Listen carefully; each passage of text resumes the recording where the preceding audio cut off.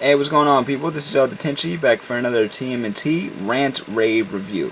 On this episode entitled Mouser's Attack.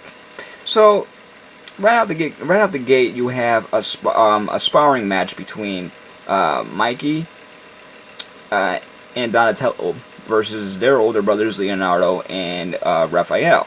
So after Leonardo and Raphael basically hand the other two the behinds, they start calling them the B team. Well, it was first said by Mikey, but Raph, he ends up basically drilling it the entire time. He's like, yeah, you're the B team, yeah, we're stronger, yada yada yada, trying to get under his brother's skin. As usual, he is the jerk of the group. So then you have April coming into the lair looking all sad. They're like, what's going on? Her phone just got jacked by the purple dragons. Turtles try to go to the purple dragon's lair to get it back, but then something happens. They end up seeing something they didn't expect, which is a bunch of Mauser-looking robots coming out of the floor trying to jack the purple dragons. And enter Baxter Stockman. Baxter Stockman created these Mausers in a bunch of versions of the Turtles. They were all used for either the rat problem of New York, and then later on used to rob banks. In this case, he was using them to straight up rob banks in general. You know what I'm saying? So, using the Purple Dragon's lair as just a test to see if they can do the job. There's millions of these things that he had built. The Turtles find him out. They get sprayed with this stuff. The next thing you know, the Mausers are after Leonardo and Raphael. Donatello and Michelangelo were left behind to try and get the phone, which is right in the hands of Purple Dragons, who then hand it off to Dog Pound. Dog Pound is not is still stronger than they are, so they're kind of trying to come up with a smart idea to get the phone back. While that's happening, Raphael and Leonardo are basically not running away, but fighting off these Mausers. At first, it seems like they're easy and everything; they can take them down. But every time they take down a few, more just keep on coming, because whatever the heck they were sprayed with is highly attractive to the Mausers. So, Baxter Stockman gets captured by the Purple Dragons.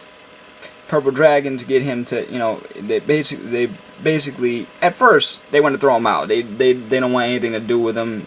They thought he would be useful. Then Dog Pound's like, get him out of here. But then he's like, hey, I hate the Turtles too. So he, on his own accord, decides to help them hack the phone and try to figure out where the Turtles are by using the GPS.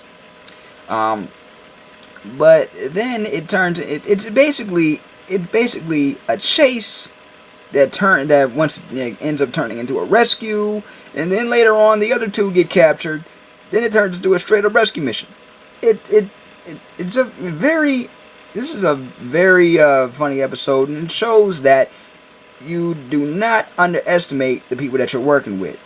You know what I'm saying? You do not underestimate them. Yes, so what? You may be stronger than them physically, but there are other attributes that they have that may be useful in your situation. So don't ever underestimate the people that you work for. What I thought was cool is, number one, Dog Pound seems to be the number one henchman. Even though he has messed up over and over again, Shredder is still basically using him. And you got Zever. Zever does show up in this episode, and he's a fish mutant, and they're already counting him as useless. But I don't think that'll be the case probably in the next episode or later episodes. And Baxter Stockman, being the kind of geeky, arrogant guy that he is, now he's going to be used by the Shredder, which is just it's obviously they're just paying homage to all the other storylines. He's always been one of the Shredder's lackeys. In this case, he tried to be a straight up criminal.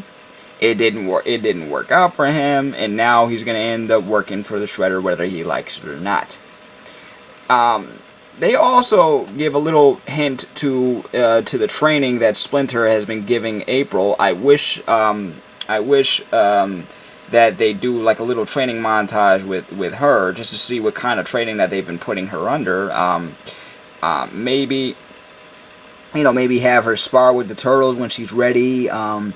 I like the way that this story went. There was even a little nod to the original series with the Turtle communicators, because the ringtones were Teenage Mutant Ninja Turtles. You know, like digital ringtone, and it was, you know, it was kind of funny. The fighting with the Mousers. My only gripe with the Mousers is that they sounded like cats. Like the first time I heard them, I heard mechanical cats, you know, and it was a little annoying, but whatever, you can ignore it. But I thought this was a pretty solid episode. I can't wait for the next one. Let me know what you think. You know, what do you think about the Mousers? The Mousers look the same way they always have, but more of a, you know, but since it's all CGI, they look more metallic.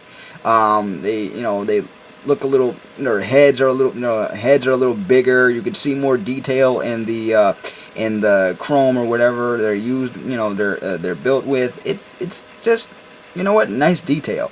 Baxter Stockman, you know, has sort of a wimpy type personality, but he's basically trying to say, don't mess with me, I can do this, that, and the other thing. You know what I'm saying? He uses his brain to try and intimidate, but hey.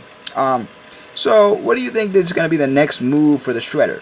What do you think they're going to do with Zephyr? What do you think they're going to do with April's training? And do you see that going anywhere? I definitely do, and I hope that we get to see what kind of training she's been going through in future episodes. Yeah, but that's pretty much it. Hope you enjoyed this review, and I'll catch you later. Peace, love, never be normal.